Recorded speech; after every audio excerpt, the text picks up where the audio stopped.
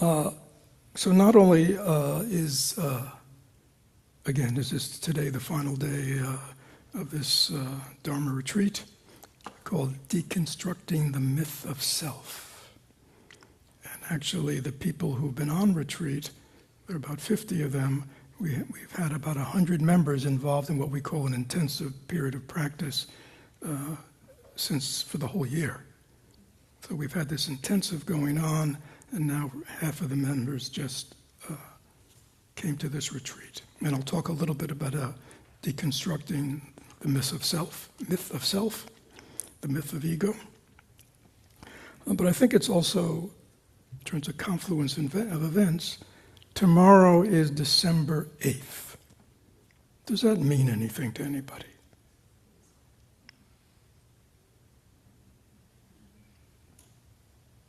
No? Well, what? It's not the Buddha's, well, it's sort of the Buddha's birthday. It's his enlightenment day. Okay, so in Mahayana Buddhist countries, December 8th is celebrated as the day the Buddha came to enlightenment. So that's interesting, you see. Because Buddhism, as an ism, which it's really not, doesn't begin, or we could say the birth date of Buddhism, and really the birth date of the Buddha, was December 8th when he had his great enlightenment. Everything that he taught, all the wisdom, all the energy that he brought into this world, all is from his great enlightenment. Right. Up until then, and maybe many of you know the story of the Buddha, he was Siddhartha Gautama. He was just a person. He had his history. Then he had spent 6 years going to various teachers, following different traditions, mastering various schools of meditation.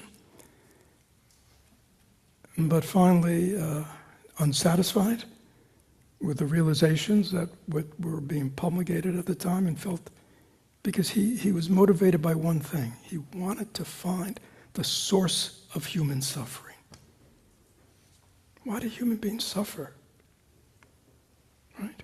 Even all these sadhus and yogis who have these great yogic experiences and develop all these trance-like powers. Why, when you hang out with them, do they still suffer? Suffer from what? Suffer from egocentricity and self-centeredness and narcissism. Why is that, you see? Why don't these great spiritual experiences that they're having when they're in meditation, why don't they transfer and transform the total human being? Right? This was a question to him. And so when he went to all these various schools of meditation, he was, even though he mastered them, he just felt that there was something more. He hadn't gotten to the depth of the human condition. And so we know he went on his own, and everybody who was with him left him because he was no longer following all these paths. But he left on his own to introspect his own mind, not to escape into a bliss of a meditative experience, not meditation as escape, not meditation as a meditative experience, even a blissful one. He wanted to go the other way and cut the very roots of human affliction. Is that clear? So it was he was very different than all the other yogis and sadhus that were prolific at that time. And so, following his own path, following his own deepening and deepening and deepening path of introspection, which means looking more and more deeply into his own mind, into his own self, to really discover what is the true nature of mind, what is the true nature of self, what are the true nature of thoughts, what's the true nature of an emotion, what is the, all these fundamental questions. He wanted to get to the root of it. And so it is said that on December 8th, in the morning, in the first light of the morning, he had his great awakening.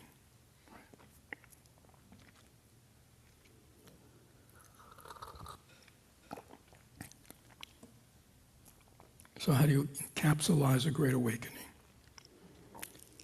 Well, he was purported to have said, wonder of wonders, that in this body-mind that appears so small is the whole vastness of the universe. In this very body-mind. He also said that the house, meaning the house of self, the house of ego, the house of this form, he said, is empty. He could not find anything of any substance at all. Right? All he could find was this vast, empty, open awareness to true nature of mind. Right? Now, in that moment, he was free of all the delusions, illusions that human beings live their life on. And he saw what he saw very clearly, that at the root of all human suffering, all human delusions, all human illusions, was this strongly held identity belief that I am a separate, unique thing, separate from everything else. And he says, this identity, with my individuality, separate from everything else, is the root of human suffering and is a delusion. It is not the way things really are. Right? And as we said, his experience was of his mind, of his heart, that it was vast and open and spacious. And there was nobody home, but there was knowing, there was awareness. And that in that knowing and awareness was the basis for all wholesome things: love, compassion, understanding. It's already here, you say. This is so powerful. He says, all these qualities, all this goodness is the nature of our mind already. Already. It is its natural state. We think what? We think, I got to do a lot of work to get somewhere, to build something, right? It's going to take me a lot of work. And he's saying, no, the work has already been done, you just have to uncover it. It's like, yeah, there's treasure, in your own home. We're out there busy working, trying to accumulate, right? The treasure's already here, we just have to uncover it. It's a very different kind of work, and it's much easier. We don't have to construct, we have to uncover.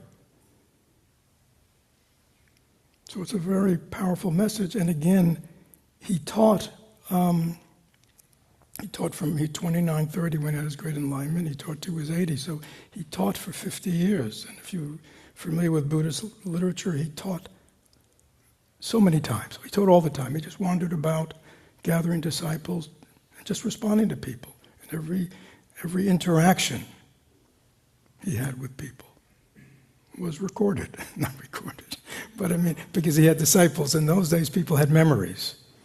They even, it was an early time. Now we can't even remember what, 5 minutes ago we're so distracted. But in those days, they didn't, most people didn't read. It was an oral culture. And so people were very good at memorizing. His cousin Ananda was said to have a photographic, and he was there also, he could remember everything the Buddha taught. And after the Buddha died, there was a council of all his thousands of disciples who had been with him, and they kind of all shared various teachings that they had heard, and they kind of put it all together. But all of that, 50 years of teaching, the volumes and volumes of Buddha's teachings, all exist, all come out of his mind, his awakened mind. Okay? It's not theology.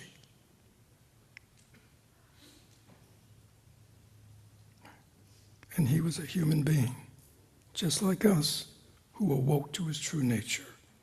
So, for people who we could also say, the only reason we're here in this Dharma center, in this mindfulness center, in this Buddhist center, practicing what we did today is because of his enlightenment. We wouldn't be here. Because it was because of his great enlightenment and his teaching for 50 years and gathering disciples that the Buddha's teaching has been transmitted for over 2,600 years from teacher to student as an oral tradition.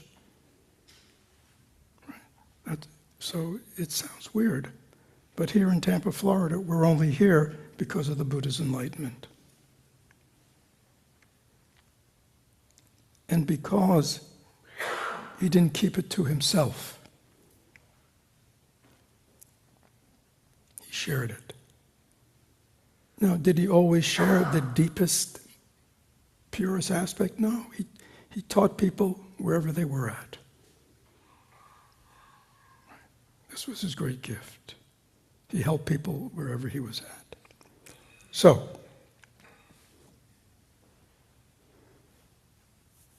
our retreat is called Deconstructing the Myth of Self. That's been our year-long intensive.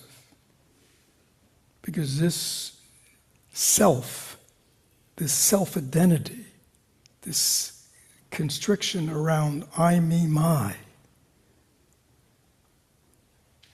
right? This self-centeredness, this seeing, each of us seeing life through the prism of me, looking out there on the world, trying to get it for me, my happiness, my needs, my wants, my desires, right? Think about, why do human beings suffer? Anybody want to just throw something out? Why do human beings suffer? Their attachment to what? What are they attached to? What? Stories we tell ourselves. What? Stories we tell ourselves. We're very attached to our stories we tell ourselves, but what do we tell ourselves stories about? What? About myself. I can't believe this one said this to me. Right?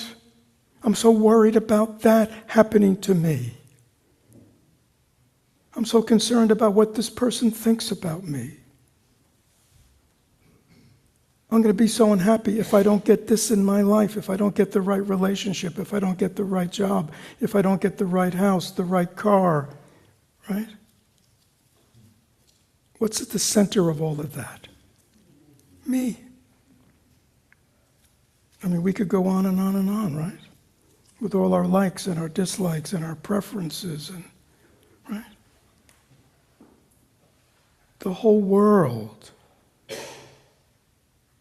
of our dissatisfaction. Why are we? Anybody ever have dissatisfaction in their life? Dissatisfaction with life, dissatisfaction with their partner, dissatisfaction with their boss, dissatisfaction with weather, dissatisfaction with the political situation. Right? Dissatisfaction is pervasive. We all. Why are we dissatisfied? Why is so many people dissatisfied? What? Judgments. Yeah. And why are we making who's making all these judgments? Who's dissatisfied? Self. Life is not the way I want it to be. This person is not the way I want it to be. My relationship is not the way I want it to be. I am dissatisfied. Is that true? The Buddha said at the center, the cause of all our afflictions is this strongly held belief in the uniqueness and separateness of myself. Very powerful, but very liberating. Because he also said the self doesn't really exist as a real thing. It is just a what? It's just an illusion. It's a thought. It's an identity. I mean, this is kind of the deep end of the pool for Buddhism, but this is the message of the Buddha. The self cannot be found as a real solid thing. So this intensive, we call it Deconstructing the Myth of Self, has been working for a whole year with 100 people, beginning at the psychological, right? Linguistics, how we attach I, me, mine, right? If you came out in the parking lot and you saw that somebody had a dented car, what would you say? That's too bad. If you came on the parking lot and somebody had dented your car, my car, then what? What would the reaction have been? What? How dare they? You say, what's the difference? It's just a hunk of metal. But when it happens to me, this is big. Right? When something bad happens to somebody, you feel what? What? You see pity, you feel bad. When the same thing happens to you, what do you feel? Distraught. Well, it's the same thing. What's the difference? I could go on and on and on and on, but see, when it's happening to me, this is war. Nobody talks to me that way. See, if one of your friends tells you, and then they said this to me, and you would just say, oh, I can't believe that. That's right. You see what I'm saying? You just kind of, oh, that's right. Right? But if the same person said it to you, what would that be like? How dare they? How dare they? And then you just run a number on them when you're just a rotten, no good person and all the rotten things they've ever been. And right? What's the difference? Because they dare to say it to me. So this, I could go on and on, right? But if you really introspect deeply, you'll see that the root of all your dissatisfaction, all your afflictions, there's always one thing: me. The I, me, my. So, the Buddha said that the self appears. Does everybody, close your eyes, does everybody have a subjective sense that you're me? That you're whatever you are? Like that somehow you're there? Body, mind, that you're there. This is me. We all have that subjective sense of meanness, not meanness, just, this is me. This is my body, mind. This is my past. This is my future. Right? This is, an experience we all have, right? It's a subjective sense of our own, we might call it self. Can everybody find that in themselves? Just a sense that I'm me. Who's talking? I'm talking. Who's listening? I'm listening. Who likes this? I like this. Who doesn't like this? I don't like this. I prefer this. I don't prefer that. Does everybody know that sense of me, of I? Basic. Is there anybody who doesn't have a sense of that?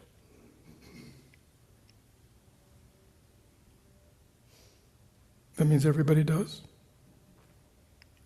No, what the Buddha said was, even though it feels that way, it doesn't really exist as a real thing. Now that's very radical, because most of us have spent our whole life defending, advancing, endlessly meeting the needs of who? Ourself. You know the person you talk to? In the secrecy of your own mind? Everybody know that person? Come on, you all know who I'm talking about. Your secret relationship that nobody else knows about. Just you and him or her, right? Everybody know? Just nod your head. You don't have to reveal it. It's private. Just me and me, right? The one that looks out through the eyes, has a judgment about everything. You know what I'm talking about? Is there anybody who doesn't have that voice inside their head?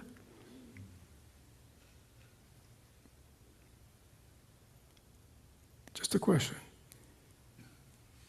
If there's a voice inside your head saying one thing, but there's also a part of you that's listening to that voice, and sometimes two parts of you talking to each other, right, well, which one's the real you? How do you know? All these different voices inside, which one's the real you? Or are they just disembodied voices that have no reality? This is what meditation investigates. What's really going on here? You hear a disembodied voice saying, get angry. What do? You hear a disembodied voice saying, you want to go eat this. Go get it. Go buy it. What do? What?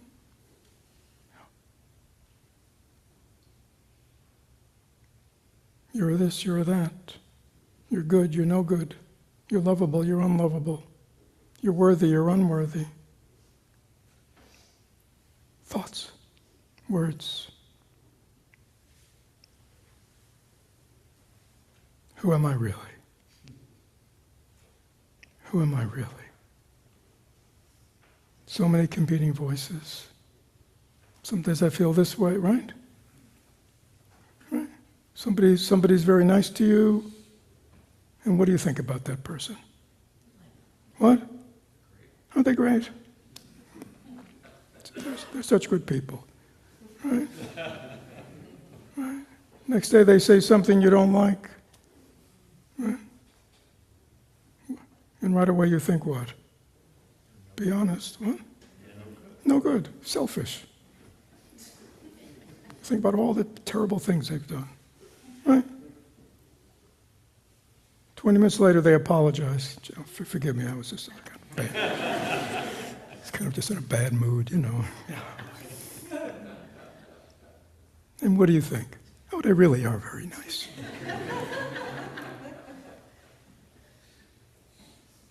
Do you know what I'm talking about?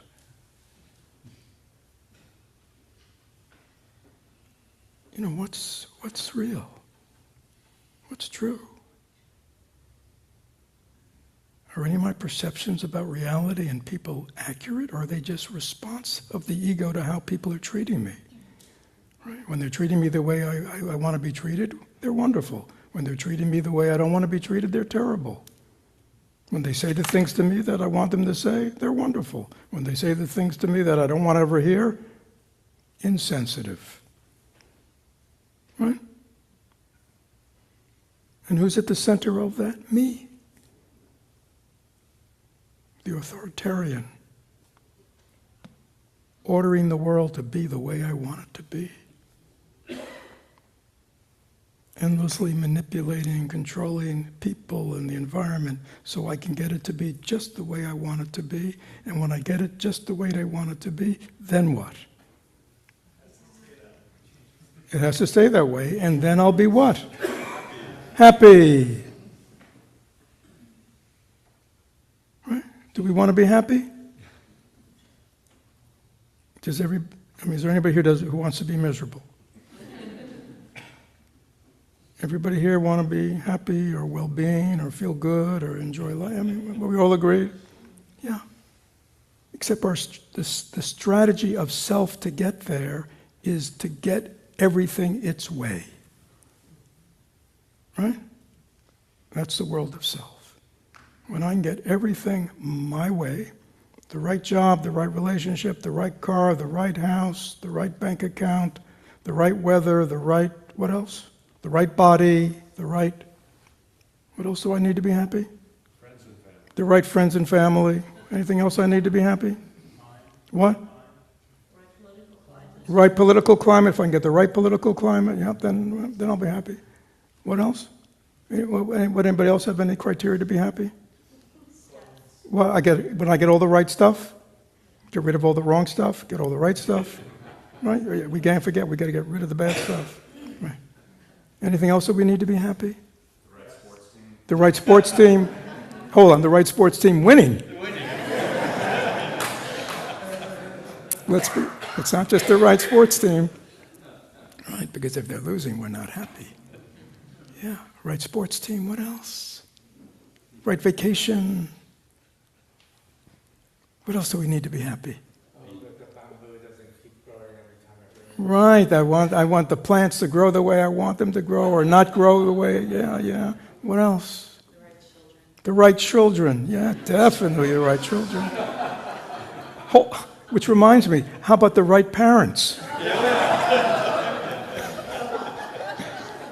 If I had only had the right parents, my life would have been happy. If I only had the right children. I mean, anything else yeah. Money.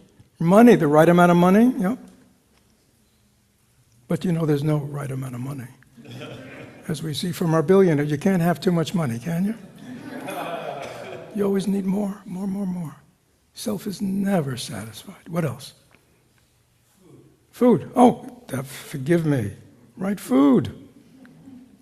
Right? When we have all the right food in our pantry, in our icebox, we just went shopping and it's filled with all the right food, how do we feel? Ooh, happy. What else? Acceptance. What? Acceptance. Except when others accept us. We like to be accepted. Do we like people to understand us? Do we want people to be accepting of our shortcomings? Yes, of course we do. We want them to be very accepting. Then we're happy. Right? This is the world of self. Oh, more. Yes, no wars from Evie and No wars. Okay, we health got the from order. Yolanda, and the money was from MCK. Okay. Okay. If there's no wars in the world, then I'll be happy. Okay. Why don't we stop there? No injustice. Right? Anything else? Peace of mind. Peace of mind. Then I'll be happy. Arts and music, if I have the right arts and music in my life. If I get the right skills of accomplishment, okay? Good night's sleep. Good night's sleep. Definitely. That's the world of self. That's the world that each of us live in, and we don't even know it. We think that's reality. Our endless lists of all the things that we need to get so we can be what? Happy, at peace, open-hearted. That's the world of self. Right?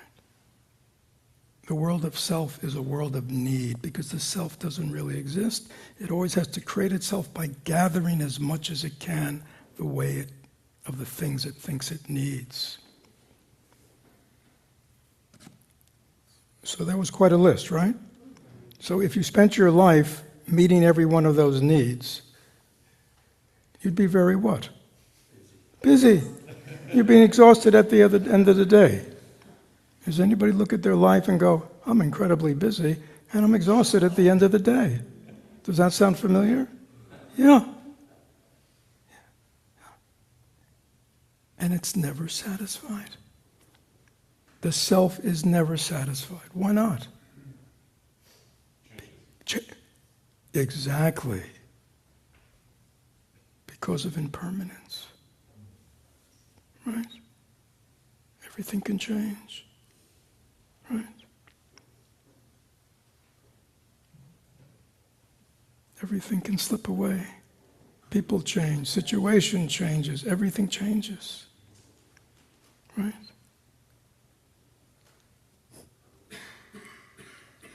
Got to do the dishes once again. Got to go shopping, right? It was just a week ago I looked in the fridge and it was full of wonderful food. I was so happy. Now it's empty. I got to go shopping again. I don't like to go shopping. You know what I mean? Does everybody close your eyes? Step back, listen to the inner conversation of the self. And its endless needs and wants, its endless dissatisfaction. The coffee's too hot, the coffee's too cold, the temperature's too this, the temperature's too that. I emailed somebody, they still haven't emailed back. What's going on? Something I did, or maybe they're just jerks, or, you know. Don't forget health, too. Health, oh. Forgive me. Yeah. We all want good health. Yeah. Yes, Dee. Greg said when others stop gossiping, but then he added, I'll be happy when others become enlightened. I'll be happy with it, right? But they'd like it when others stop Enlightened. gossiping. Enlightened. But they want everybody to be enlightened. Okay, that's okay. Then they'll be happy.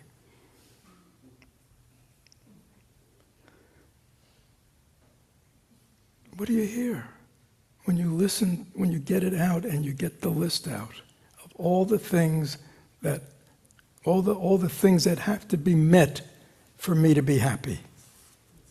What? But we work hard at it, don't we? Hold on. That's why we're working so hard, because we think all these things are what's going to bring me happiness. Is that true? That's the world of self. It enters the world, strategies of manipulation and control, right? Goes to a social gathering, what does it want? Attention. How come no one's paying attention to me? Why is everybody paying attention to that one? How come no one's paying attention to me? How does self feel? Anybody ever been there? How does self feel? Bad. All of a sudden somebody comes up and talks to you. How does self feel? Great. All of a sudden, self notices, oh, but there are 3 people talking to that person, only one person's. Right? It's never satisfied. Right? Wants to be the center of attention. Does everybody know who I'm talking about? That's not you. That's the world of self. Very insecure. Always needing, more. Okay, so that's the world of self. Let's come back to the Buddha. Remember, he had been a prince, remember? Had a good deal. He had a good deal going. He left it all. He had nothing. He begged from poor villagers for his food. One robe of clothes. Nothing. Sitting under a tree, devoting himself to deep meditation, has the realization it's all here. The very mind itself is the source of all goodness, all peace. Is that clear? It's innate to my mind.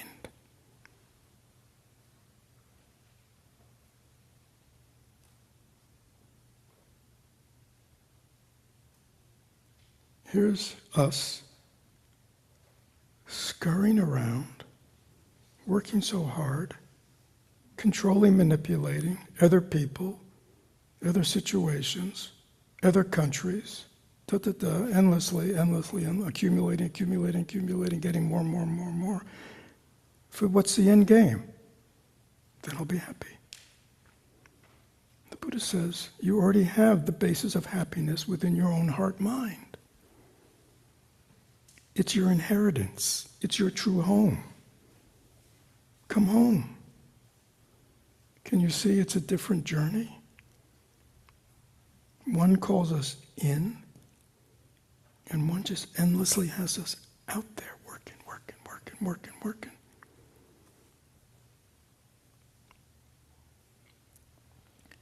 So we've been spending a year deconstructing piece by piece, taking apart this strong identity we have with self, psychologically, linguistically, and now in this retreat through deep meditation, to really look. For example, can everybody close their eyes? Okay? And think about the last time you got angry at somebody. I mean, like really angry, like pissed. And just let that feeling come up. I can't believe they said that. I can't believe they did that. Right? Let that strong sense of, you see, it's in the big ones that we can see it the strongest. This sense of I. Angry, I'm really hurt, I'm really disappointed. Okay, so bring up a real situation, and let that strong sense of self, that strong sense of me, really and just with your eyes closed, just raise your hand to let me, just so I can know that you're you got a situation in mind. Strong sense of, I really want that. I'm really disappointed. You can kind of feel that. Yeah. Okay? Now that I, that me, that's hurt, that's disappointed, that's furious, that's angry, that's disappointed. Where is it? Not the feeling, but that me that's so angry, hurt, disappointed. Can you find that thing called me, called self, or whatever you call it in your name?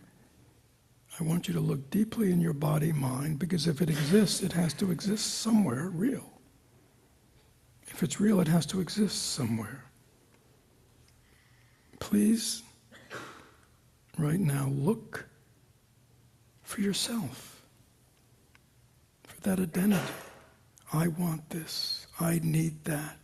I must have this. I must have that.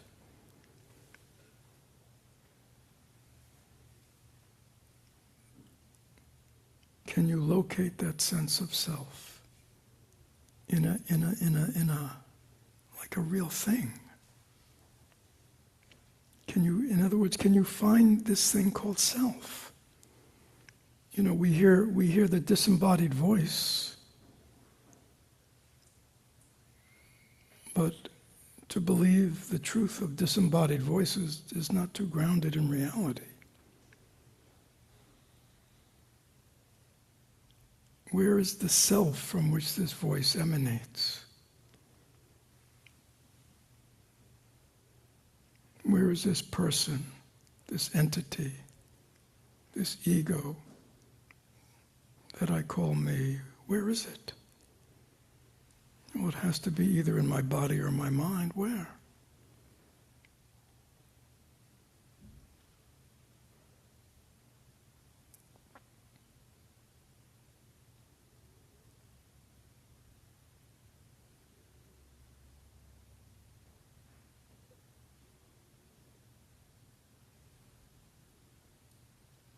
Has anybody located their self yet? Please look. You can go through all your body parts, go through all your thoughts, your feelings, your memories, your perceptions, go through the whole body-mind. Can you find this entity called me? My body, it's my body, my mind. What is this that's claiming it as mine?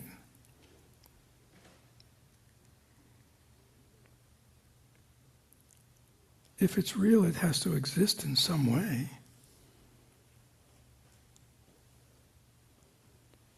Can you find it? Can you identify it clearly? Whose voice is that? We hear this voice all the time. We wake up in the morning, it telling us what to do. But from where does this voice issue? So this is meditation. This is using concentration, mindfulness to look into our mind, to really look at some essential questions, especially the question of self.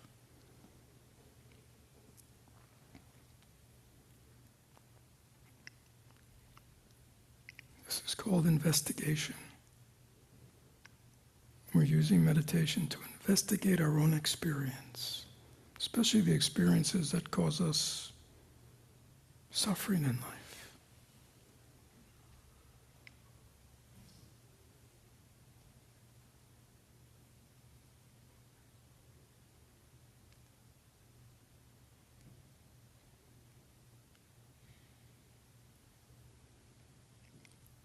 Has anybody located their self yet? Found that little entity called me? Found its dwelling place within your body-mind? Please, if you have, just raise your hand.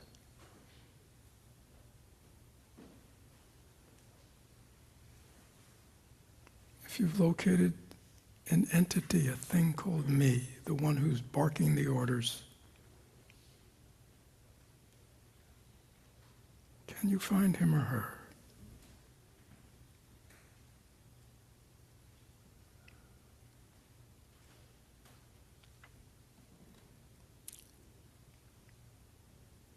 And if you can't find him or her, what do you find instead?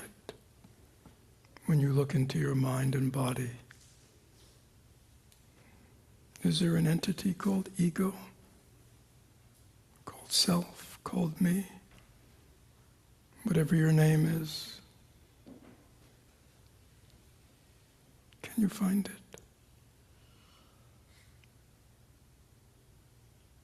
And if you can't find it, instead, when you look into your body-mind, what do you experience?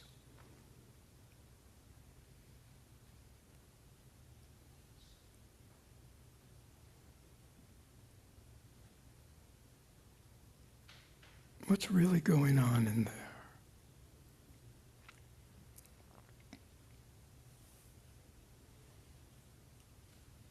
So many fascinating things. Where do thoughts come from?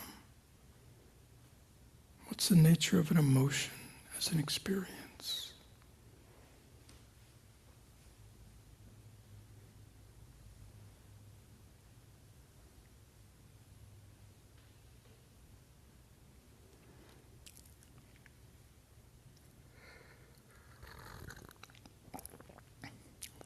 Okay, you can open your eyes. So anybody find themselves? Anybody find that entity called me?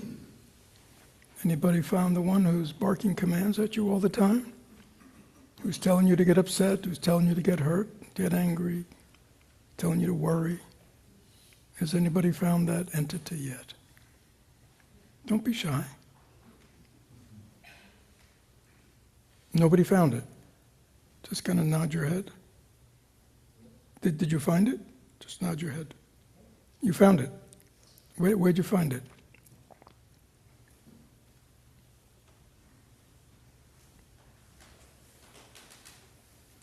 You didn't find it. What did you find instead? Don't be shy. We were all human beings here. We all have the same mind. Roles that I play, like not person, just roles that I can play. You play different roles, but you take those roles seriously. But they're just roles, but you take them seriously. Who is it that takes them seriously? See, who is that takes them seriously?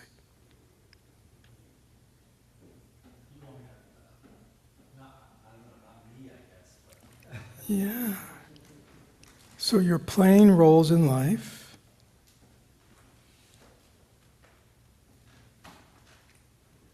Right? Like an actor. Well, I don't feel like my job is who I am. Right. And I don't feel like it doesn't define me. I don't feel like being a son or a husband. Okay, these are all roles you play. Yeah. So if we think of acting, right? An actor, you're playing different roles. But the actor, who's the actor? See, who's the one who's playing those roles?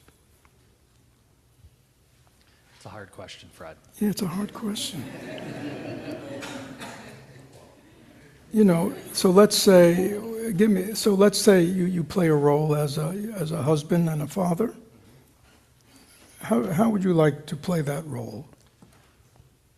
Based on, I mean, ideally, how would you like to play those roles? when I think about the roles I have and I think about how I'm going to behave, it goes back to my morals and what I believe is right and wrong. Okay, so you'd like to, if you could just sum it all up, you'd like in your role as father and husband, what you'd like to be what? What kind of person would you like to be in those roles? A good person. A good person. Are you always a good person in those roles? I'm never a bad person. Does anything ever get in the way of you being a good person? I'm a distracted person. Yeah, but what gets in the way? See, that's wonderful. Yeah, you see, we all have, we want to be a certain way. We want to be kind people. We want to be compassionate people. We want to be at peace. There's so many good things we want in life, isn't there? What sabotages that? What is it that sabotages that?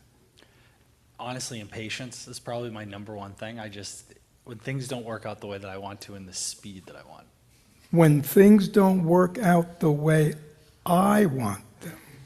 Mm-hmm. Do you hear the central character in that? Mm-hmm. I want things to unfold a certain way.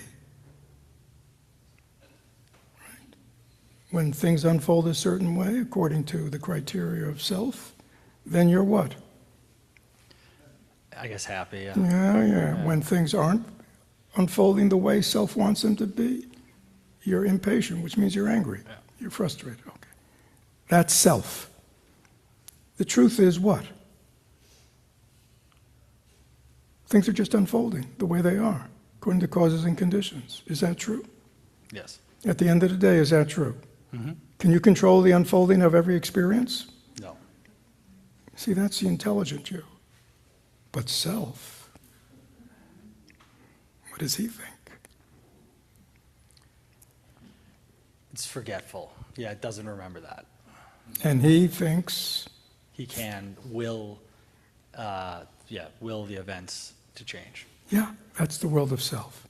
So that frustration, that anger, that impatience is all the result of self. It gets in the way of you just responding to situations, dealing with them, right?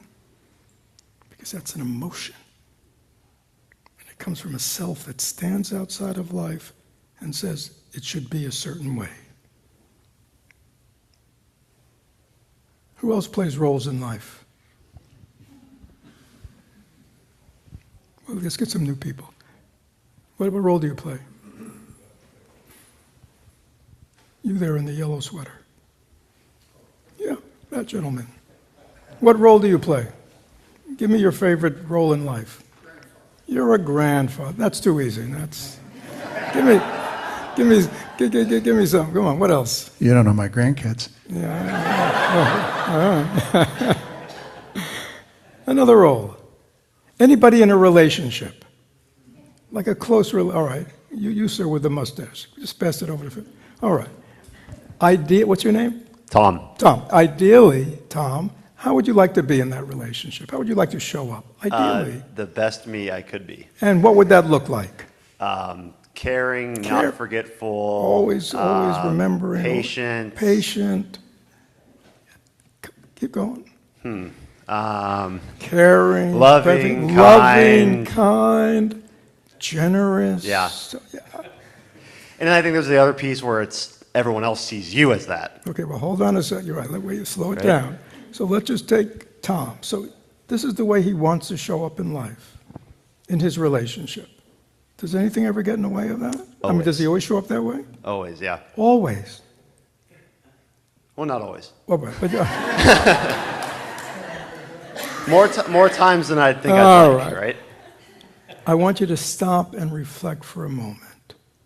Tom has an aspiration how he wants to show up in the world. All good. What gets in the way? When all those times when you not only don't show up the way you want, but you show up in the opposite way. Mm-hmm. You know those times? Yeah. Yeah. What's behind? See, why does that happen? Why can't just Tom set his aspirations, be who he is, and just live his life that way? Piece of cake. What gets in the way, Tom? External forces I can't control. Hold on.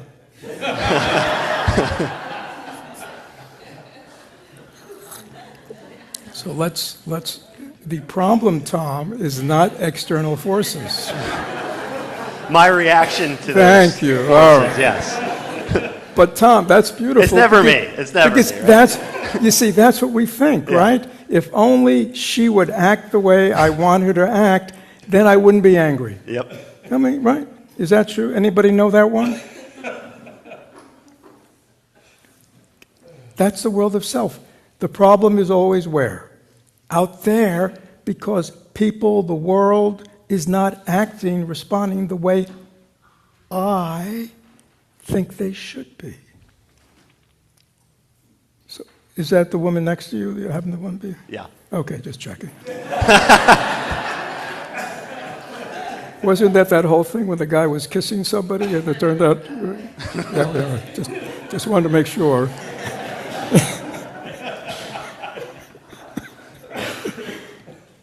Right. So if the cause of your is the external world not acting the way you want, then your purpose in life is to, what's your name? Ariana. Ariana. See, then you think your purpose in life is if I can just get Ariana to be the way and act the way I want her to be, then I'll be the most loving, kind husband in the world, right? That will never happen. Well,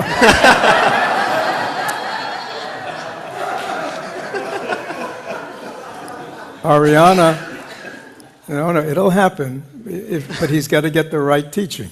Yeah. All right. Yeah. When he gets the right teaching, right? Okay. When he all of a sudden understands, Ariana, that you are not the source of his suffering. It is that self that wants you to be the way it wants it to be that is the cause of suffering. This is so key. This is, I mean, now we're getting real. This is how self shows up.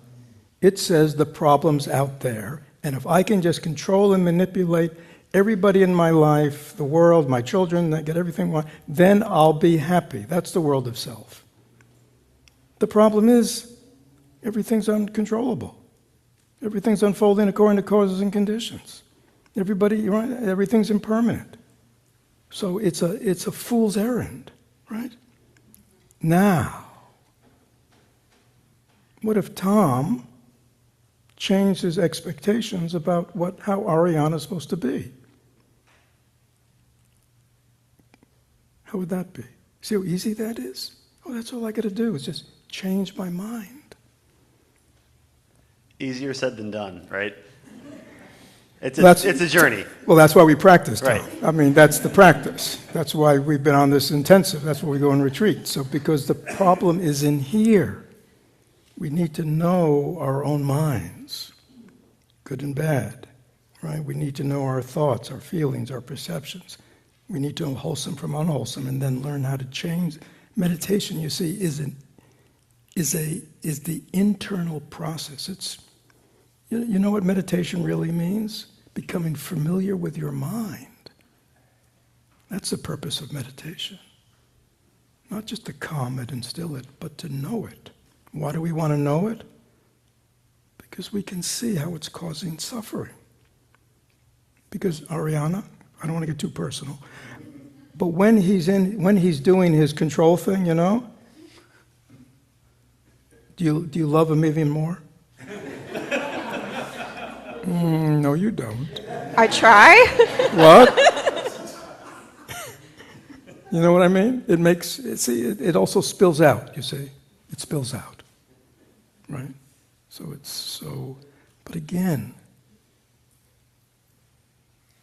you know, there's a saying in the Lojong, in the mind training, drive all blames into one, the self. That's the source of it. Everything, right? What's your name over here? Mike, that's right, Mike. Yeah, Mike, yeah, it's the self, can you see it? Just wants the workflow to move a certain way and all the people in it just to, right? And if only they would, then what? You'd be the most patient guy in the world. That's why we got to practice. And life will keep you to practice, because if you remember to practice every time you get impatient, oh, what's going on? Trying to control. Can't accept things. It's always the same. I mean, any questions about this? Anybody? Yes, over here. Raise your hand.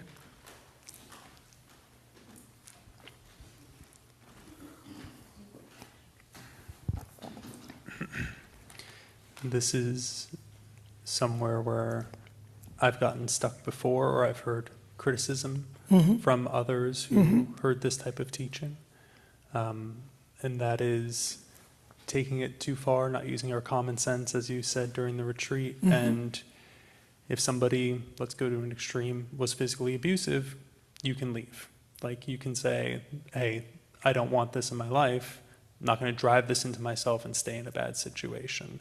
Like, there's a certain amount of common sense to use in this as well. Does that accord with what you're teaching? Yeah, it makes sense. I mean, we all have a sense of self.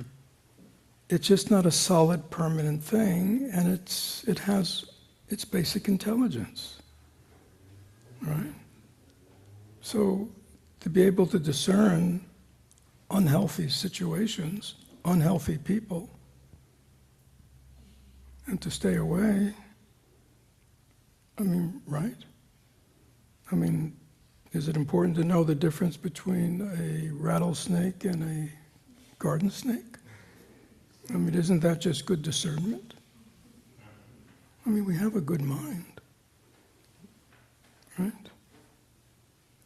The problem comes, as it said in the Buddhist teaching, when we see every snake as a poisonous snake. That's misperception. Right? That's misperception. Right? Is every snake poisonous? No. Most snakes are what? Not poisonous. No need for alarm, no need for fear. But if you think every snake is poisonous and you always have to go on alarm, that's another misperception. So we need discernment. We have good minds, but if we have a lot of our own conditioning that pushes us this way or that way, we'll always be in reactivity. Is every person a bad person? What? No. Is everybody a good person? No. Are most people mixes? Yeah. That's us. Right? But we need discernment. Yes, sir. We just wait, because we have all these people online, so they can. Yeah.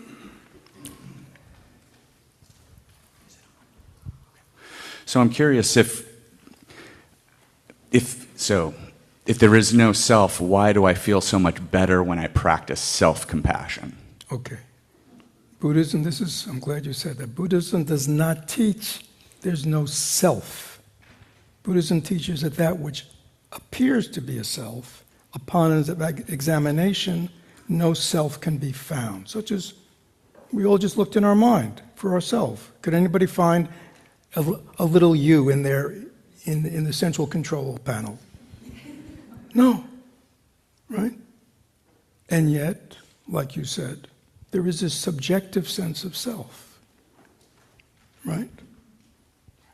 But that subjective sense in self has been turned into, because of our, this is what we've been deconstructing, because of our belief in its solidity, because we believe it's a solidity thing, and everything that has happened to it, good, is now part of it. It's become like a thing, like a me, with a history, and its likes and its dislikes, and its hurts, and its this and that. You see, it's a thing. You know what I'm talking about? Yeah. And then we don't like this thing, so we have to give it compassion, right? Yeah. But what if the thing that we think is such a solid, real thing, me, it doesn't really exist in any real way? Well, that's interesting. Doesn't mean you don't give the self-compassion, but it means you don't identify yourself as, are you ready? What's your name? Byron. Byron, are you ready for this, Byron?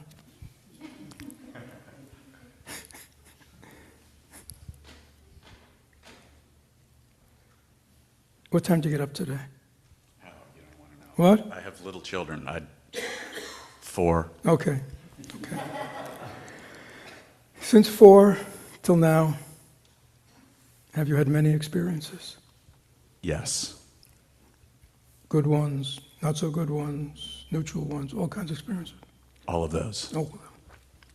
Where are they all now? In the past. Where's the past? Turn around. Can you see it behind you? Where's the past? It's up here. Really? Up here. Where? I just see a bald head. In my memory. Where? When you said up here, where is it? Maybe What? too many unpleasant experiences then because of the bald Okay, head. where are they all? Well, Where are they all? Yeah, where are they all? they're gone. They're gone. That's the truth. It took you a little while to get there, but they're gone. But unfortunately, I can dredge them up and relive them too easily. Well, Byron, Yes. Yeah. when you learn to master your mind, you realize you don't have to do that. Because when you dredge them up over and over again, how does it make you feel? Like I need to practice self-compassion.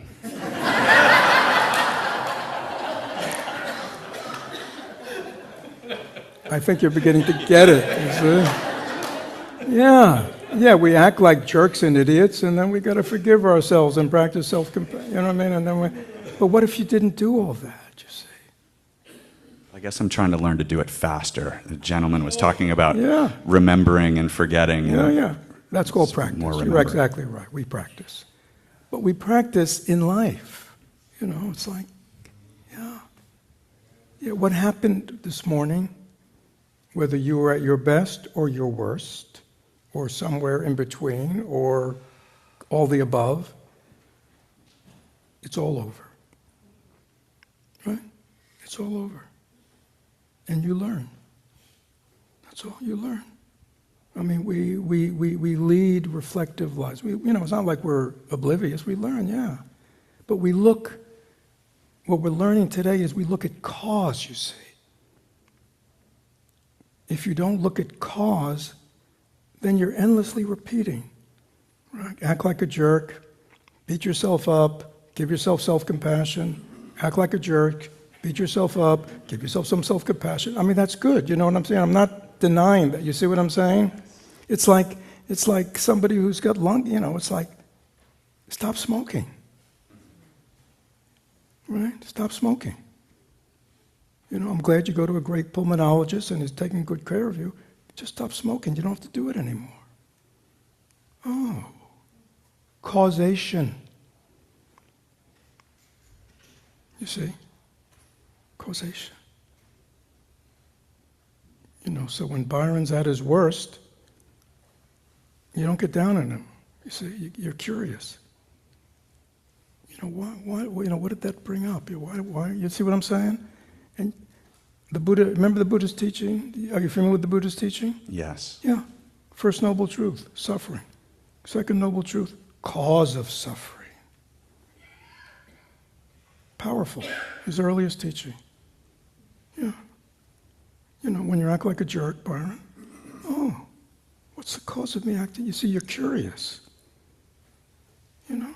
Because how would you like to respond to your wife and children? Ideally?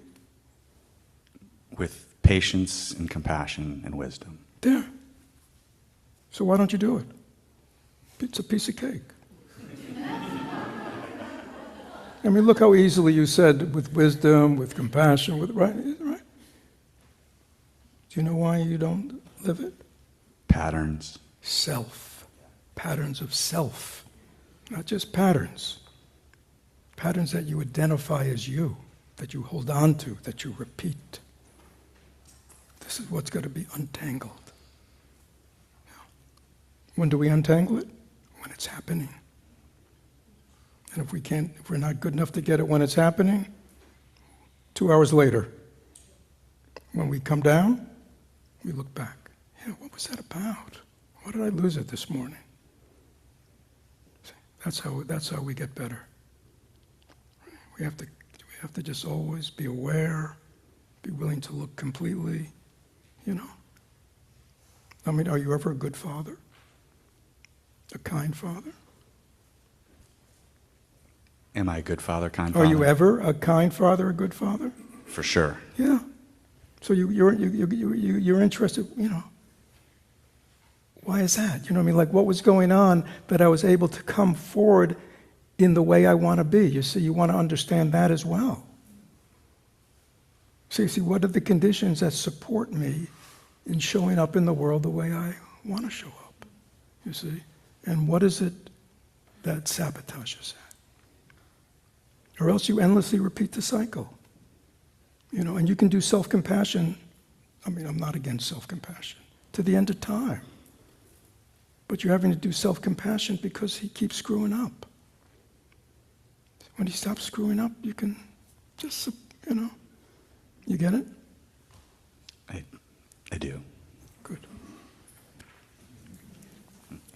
So I think we're coming to the end. So that's a little bit what happened at retreat. Just gave you a little taste of it. For those of you who just kind of wandered in off the street or knew, it may seem, I don't know what it'll seem like. But, the Dharma, the Dharma teachings about how do we transform? How do we wake up? Right? How do we live enlightened lives? Enlightenment means we're just enlightened to how things are. Okay? So I don't believe there'll be tea today, is that right? Yeah, so usually we always have tea, where we can talk more about this, and we have tea together, but because there's retreat and we're giving the retreatants lunch, there won't be any tea afterwards. Oh, We will be having online tea. we will be having online tea, drinking virtual tea. There we go. Or drinking real tea virtually. Oh, drinking real tea virtually. Okay, so for people who are online, anyhow, thank you very much, everyone. So the people who are participating in the retreat, there's going to be a group photo, 11:50 here. 11:50 for those that were in the retreat. We can't do it sooner?